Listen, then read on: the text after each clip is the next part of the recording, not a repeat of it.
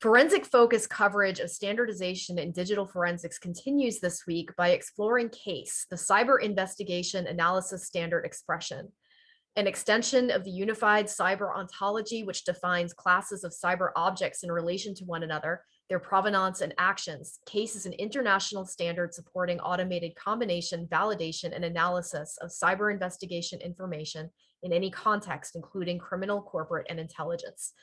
To tell us more, including what it all means and how to get involved, this week, the Forensic Focus podcast welcomes Eoghan Casey, who hardly needs an introduction, but for today is representing as the presiding director on the CASE Community Governance Committee. I'm your podcast host, Krista Miller. Welcome, Eoghan. Thank you, Krista. Thank you for having me. So to start with, if you would please walk us through what the CASE and the UCO are, their implications for tool interoperability and advanced analysis, and beyond that, this culture of common comprehension and collaborative problem solving that you've mentioned. How is CASE contributing to the effort to improve the quality of digital forensic science, make it more evaluative? Well, there's a number of parts, and also CASE and UCO fit quite a range of needs that we've had for a long time in the cyber investigation community. So from the interoperability standpoint, fundamentally, when we're dealing with data from different sources and processing it using different tools, there's a bit of hand kind of jamming or putting it into spreadsheets or formats that we can put together that's error prone and not particularly repeatable or consistent. And so by automating a lot of the normalization and combination of the data, we increase efficiency. We bring those multiple data sources together more consistently and allow the practitioners to spend more time analyzing the data and less time just piecing it together. And what you mentioned, provenance, that's built in and really kind of baked in to CASE. A fundamental portion of our structure is to allow for tracking who operated on digital evidence when, what actions were performed during an investigation, even where. And so that's a chain of evidence that allows us to make I think, more concrete, or at least traceable back to source and authentication of the evidence, sometimes in an automated fashion, and filling some of the gaps that currently exist through just paper documentation or let's say less routine and systematic documentation. One of the other areas in terms of quality is tool validation, and the automation of some of the tool outputs in comparison against known ground truth really will, I think, make a big difference for validation and ultimately the quality of digital forensic science. So how so? Because I'm thinking about this in terms of accreditation efforts in the UK and elsewhere, sort of the broader conversation around standardizing digital forensics processes and practices. So just on a practical level, how do you envision that working?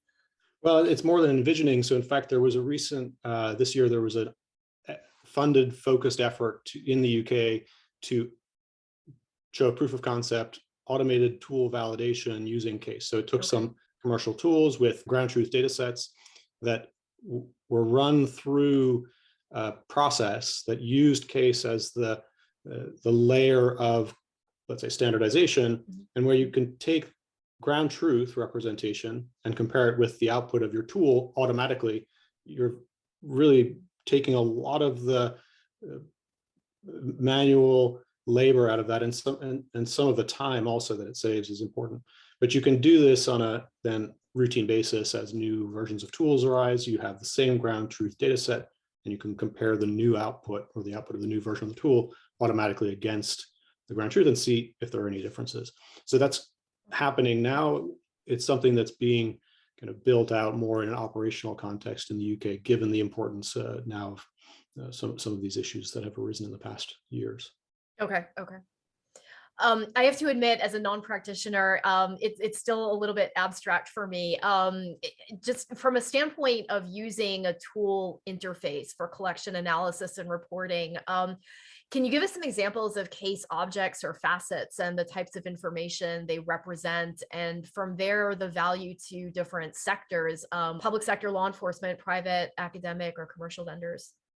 Sure. And really from the user interface standpoint, it's kind of ideally behind the scenes up to the point where it's exporting or importing data to create this interoperability or to generate reports that can then be processed through some systematic way. So if you look at autopsy as an example, there's a report generation option there that you can export some of the file system information out in case UCO format. And what that provides is some of the file system objects and metadata and their context in the forensic image.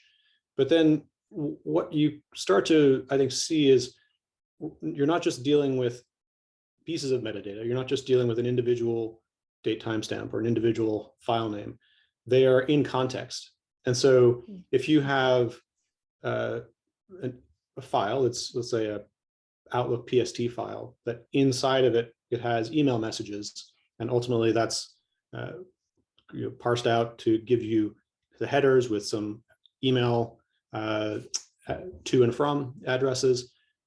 You're not just getting an email address as an entity in your data. You're seeing an email address and its context within the to or the from, within the context of the wrappers that's around. And so you might, by maintaining its structural context, you can perform more powerful analysis where you can see email addresses coming in different, let's say, from different contexts, but still be able to correlate them. And so you have this contextual analysis, and even it's a graph-based representation. So even this link node analysis that allows for very powerful, let's say, more advanced analysis and visualization. So that structure is the key, and it's what CASE is. It's ontology based, so it provides this this conceptual structure that allows for more advanced analysis on the data. Okay.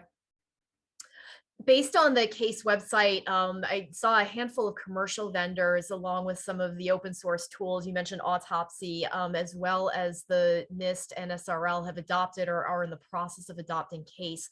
In what ways, and have any independent tool developers signed on? So there's a range of developers. You see most of the community is coming from organizations that either make tools or use tools in our domain. Some independent developers are involved, but we're looking for more. One of the, I guess, key elements here is that there's a collaboration across all the sectors to try and find a balance between the structural, let's say, integrity, the data as it in its context, but then the use, so making it practical. And that's where we're really starting to pull together. This coming few months is really going to be a time where we're pulling together the adopters and the developers to cross that kind of, I think, threshold of making it much more usable and providing tooling to facilitate implementation. Yeah, but one of the things that's helping is some organizations, so customers of the commercial tool vendors, some organizations are now requiring this type of interoperability so that they can liberate their data and take the data from a variety of commercial tools and other open source and GOTS tools and be able to use the data for their purposes and not have it kind of stovepiped or separated into individual, let's say, proprietary repositories. Okay. I'll get to the different roles. You mentioned adopters and developers, and I'll get to that in a little bit. I want to focus more on the community aspect at the moment, because this quarter, I know CASE is part of a broader cyber domain ontology project that's transitioning to become a Linux Foundation community project, thanks to unanimous affirmation from the CASE Community Governance Committee. Is it the plan that this will encourage more adoption across both commercial and open source developers? And if so, how do you anticipate that happening?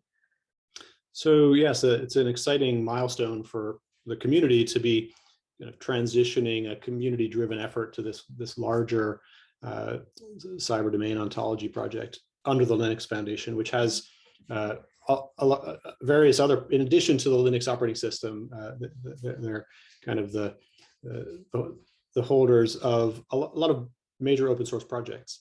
And by becoming a part of that ecosystem, which is used within both the private and public sectors, the open source stacks of software, we do have a bit more, I think, visibility and ability to plug into other efforts. But fundamentally, it will improve our ability to do fundraising and start to put some, let's say, some money into the process, which up until now has been largely voluntary or really donated time by the community.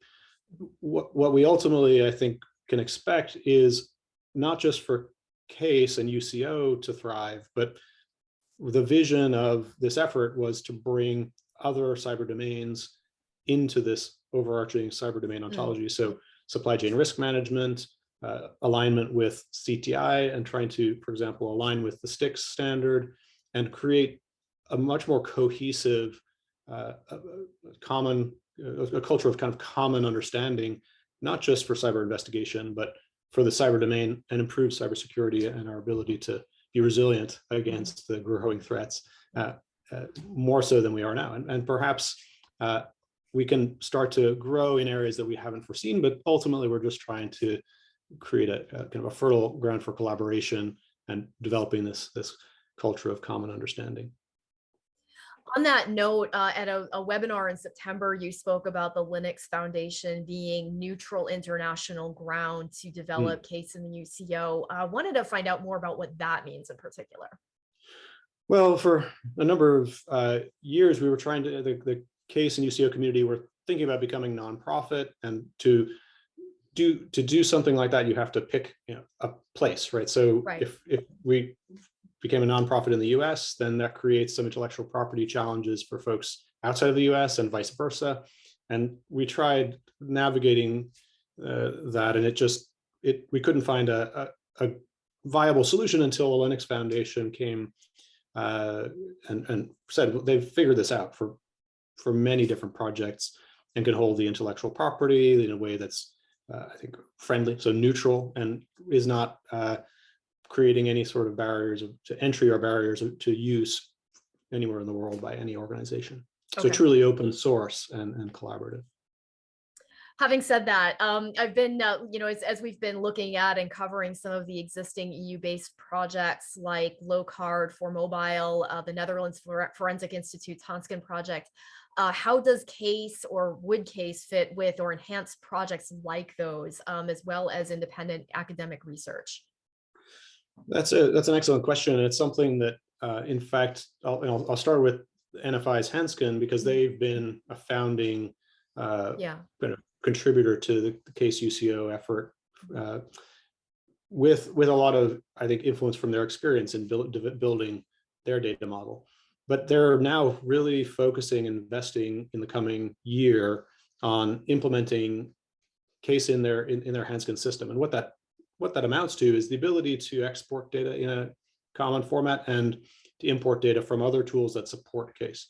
And so you have then the much more powerful ability to, Hansken itself is very powerful as a system with a lot of capabilities and a lot of provenance information within the system.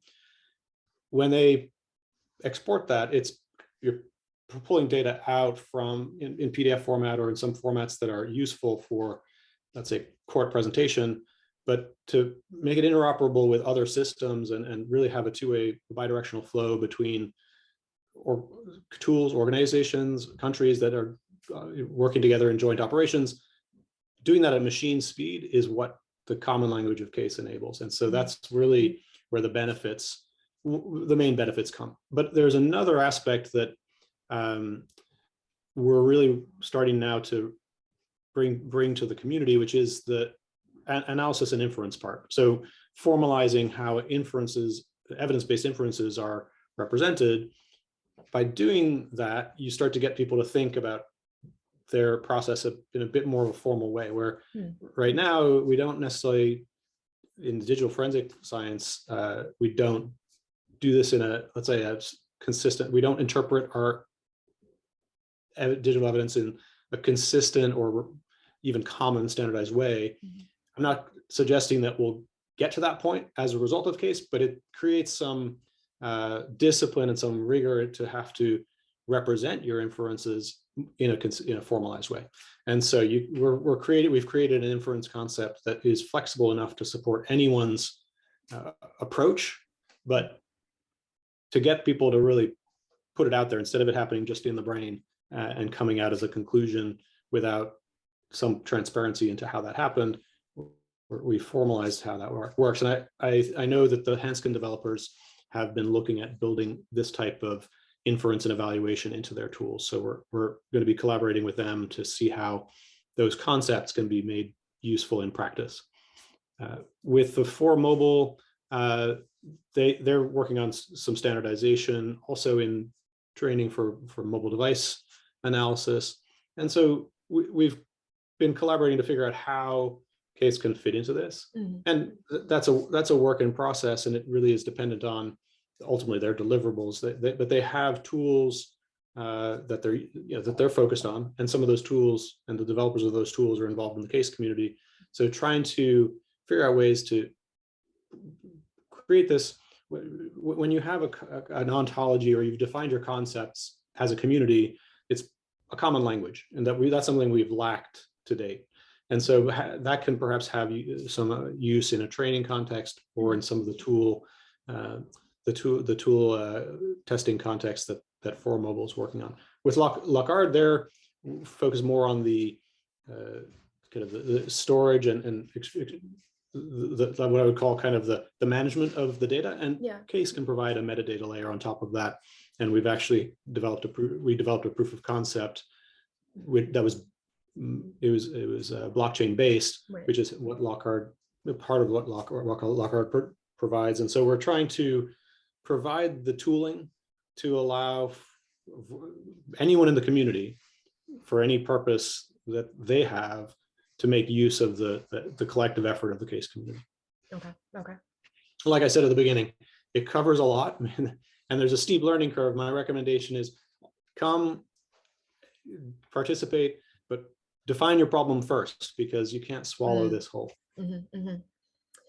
On that note, one other thing that you mentioned in September is the project is moving from Confluence to the very popular GitHub for better transparency and participation. And then going back to what you were saying earlier about adopters and developers, the website lists 4 roles, including ontologists, mappers, and discussers, as well as adopters. What does each involve? And then how can practitioners and developers determine the most appropriate fit for them? So just to kind of give some background on we've always used GitHub as the repository for the results of work. And there's a lot in there in terms of being able to see the work that's ongoing. But some of the workflow that really was kind of proposal development for new concepts or filling gaps in the current standard were happening in a development environment in Confluence that was somewhat kind of restricted just in terms of being able to keep track of who needed access to what to make sure that they could get the work done.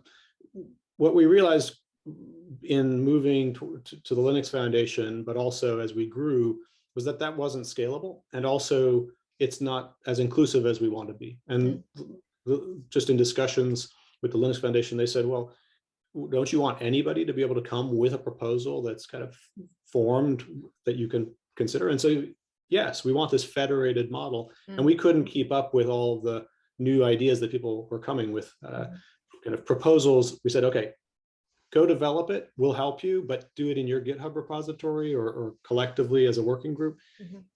And by federating it, we increase our scalability. And then people can come with more fully formed proposals, not just an idea, but we have a particular set of requirements for the proposals. They can come with it for comment and review. And so it streamlines the process a lot more, and it's much more transparent because you don't have to then have access to GitHub. I'm sorry, to Confluence. You just have to have access to GitHub, and you're good to go. One of the things we are still using some of the workflow management within the Atlassian suite with Jira and Confluence is to just track the workflow of new issues, new proposals, making sure that it follows a consistent process and it's documented so that everyone feels like and knows that they can get a fair consideration for any proposal they bring, and get comments back from the broader community, which is really a kind of a huge side benefit of all of this, is the collaboration that grows between people in our community, and they come up with other ideas that they go and collaborate on. It's really an exciting thing to see, to be a part of. Yeah, it sounds like it. Can you give examples of the kinds of proposals that people are coming up with? Like how are they arriving at them? What kinds of, I guess as people are listening and they might be interested in getting involved, like how is their workflow feeding some of these proposals, and what kinds of things are people in the community coming up with? Well, just to give you one example, coming from the telecommunications side of things, and seeing more data coming from cell towers and let's say call detail records, a particular group of the community needs that information in case format to correlate with data from other sources, from mobile devices and computers. We have a group now working on proposals for some of that data. Another example is that so many of us in the community said we need to represent the output of machine learning. Now, machine learning is being applied to digital evidence in a variety of ways. We need to be able to represent the output of that, but that's quite that's a big ground. It's kind of quite a broad scope to cover, and so we realized in talking through it that there are some things that you need to represent, but ultimately what the output is, it's an inference on the evidence. And that's where this inference concept came from. And we collectively developed this inference concept proposal that now is well developed and we're starting to implement. So it ranges from just representation of certain data types that parts of the members of the community need, to more, let's say, analysis focused and advanced the inference and reasoning side of things, that once we can connect all of those things together with the tools, it's, I think, going to elevate our ability to find data and reason on that data across incident response, digital forensics, the whole range of the cyber, from our perspective, the cyber investigation process. Okay. From SOC to court, we would say. All right, it sounds fascinating. I can't wait to see how it evolves from here. Yeah, so the evolution in the next year is going to be fairly accelerated, and so I would say that we're expecting a lot of more momentum, people joining, some of this federated development I mentioned, but also the momentum that we're looking for through the Linux Foundation and some of the collaboration that comes with other initiatives that they have. And so, yes, we have a busy 2022 and welcome all comers. Exciting. All right.